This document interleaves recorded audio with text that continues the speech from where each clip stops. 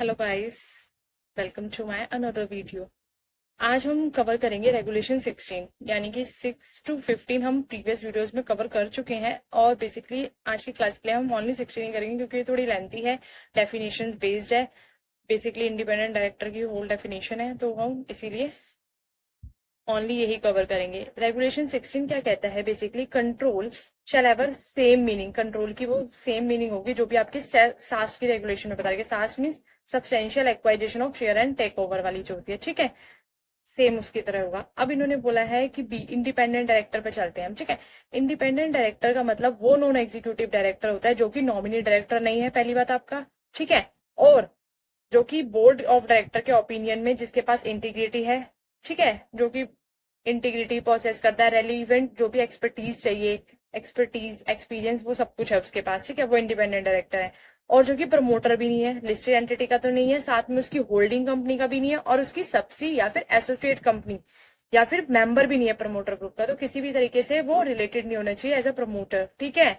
अपनी से, होल्डिंग से, सब्सी से, एसोसिएट से, और मेंबर भी नहीं होना चाहिए। अब उसके बाद रिलेटेड नहीं होना चाहिए प्रोमोटर और director in the listed entity, related भी नहीं होना चाहिए, ना तो वो खुद होना चाहिए, ना तो वो मेंबर होना चाहिए, ना ही वो रिलेटेड होना चाहिए किसी भी तरीके से प्रमोटर से, चाहे वो होल्डिंग हो, सब्सी हो, एसोसिएट हो, ठीक है।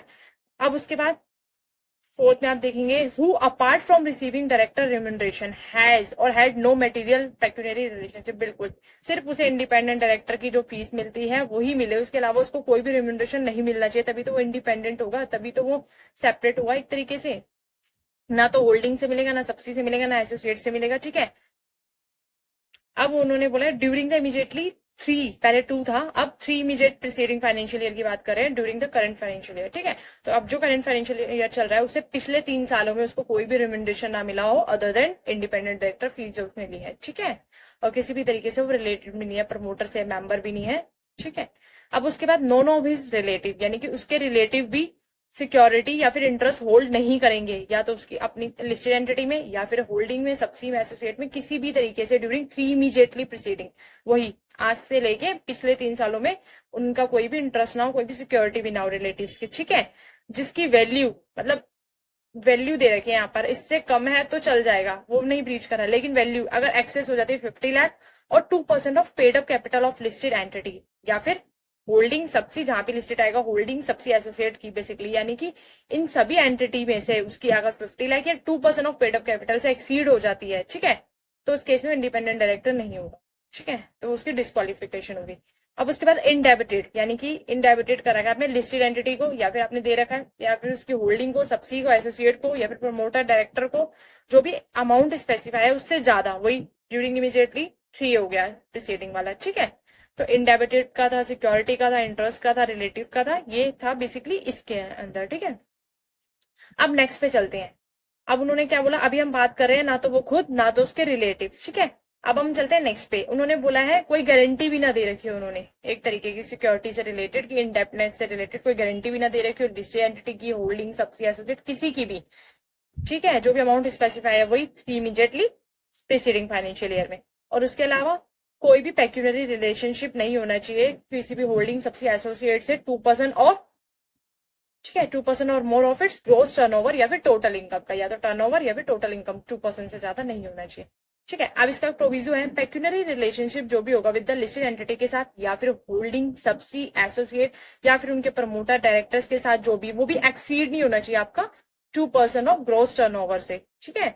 और टोटल इनकम और 50 lakh which ever is higher, तो जो भी है इन तीनों में से जो हाई होगा वो, उसके बाद विच एवर इज लोअर देखना है आपको। तो कैसे देखोगे आप, देखो, यानी कि वो 2% से ज्यादा एक्सीड नहीं होना चाहिए ग्रॉस टर्नओवर के, ठीक है।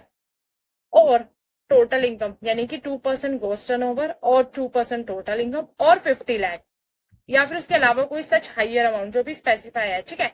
इन सबको जब आप देखेंगे तो इनमें से जो भी लोअर होगा वो कंसीडर किया जाएगा। ये था बेसिकली इसमें, ठीक है।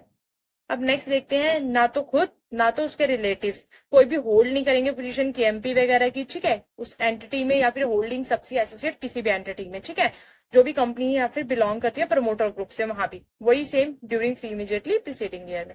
अब इसका प्रोविजो क्या कहता है, in case of relative who is an employ other than KMP the restriction under this clause shall not apply for his her employment. तो हमने क्या बोला, अगर मान लो कोई भी रिलेटिव जो कि एम्प्लॉय है लेकिन अदर देन केएमपी है, तो उस पर ये रिस्ट्रिक्शन एप्लीकेबल नहीं होगी। ये जो रिस्ट्रिक्शन है आपकी वो सिर्फ केएमपी के लिए है कि आप पोस्ट कौन सी होल्ड नहीं कर सकते, केएमपी वाली। ठीक है, अब नेक्स्ट चलते हैं।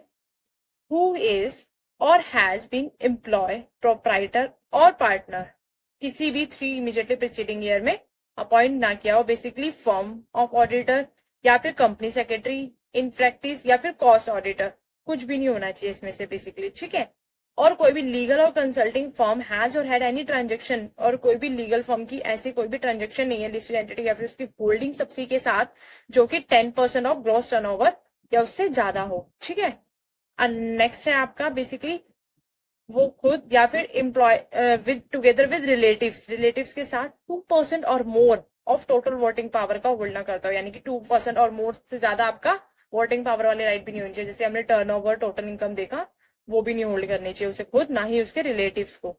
और वो सीईओ, डायरेक्टर किसी भी नाम से नहीं होना चाहिए। ठीक है, किसी भी नॉन प्रॉफिट ऑर्गेनाइजेशन से भी वो रिसीव ना करता हो 25% और मोर रिसिप्ट, यानी कि उसको वहां से ना मिलती हो लिस्टेड एंटिटी से या फिर उसके किसी भी प्रमोटर वगैरह से, तभी तो वो इंडिपेंडेंट होगा बेसिकली। ठीक है, और ना ही वो होल्ड करता हो 2% उससे ज्यादा वोटिंग पावर उस नॉन प्रॉफिट ऑर्गेनाइजेशन में। ठीक है, और मटेरियल सप्लायर भी नहीं होना चाहिए basically, customer lease lessor lessee कुछ भी नहीं होना चाहिए, और 21 ईयर्स एज से कम का भी नहीं होना चाहिए। तो ये कुछ रिस्ट्रिक्शंस हमने बताई थी, ये नहीं होनी चाहिए इंडिपेंडेंट डायरेक्टर के लिए। ठीक है, and who is not an independent director of another company, मान लो कोई दूसरी कंपनी है, उसका वो इंडिपेंडेंट डायरेक्टर नहीं है, on the board of which any non independent director of the listed entity is an independent director. क्या बोला, दोबारा देखते हैं एक बार, कि एक तो वो नॉन इंडिपेंडेंट नहीं है किसी अनदर कंपनी में ऑन द बोर्ड, ठीक है, जहां पर non independent director of listed entity का इंडिपेंडेंट डायरेक्टर है। ठीक है, तो आपको जहां भाई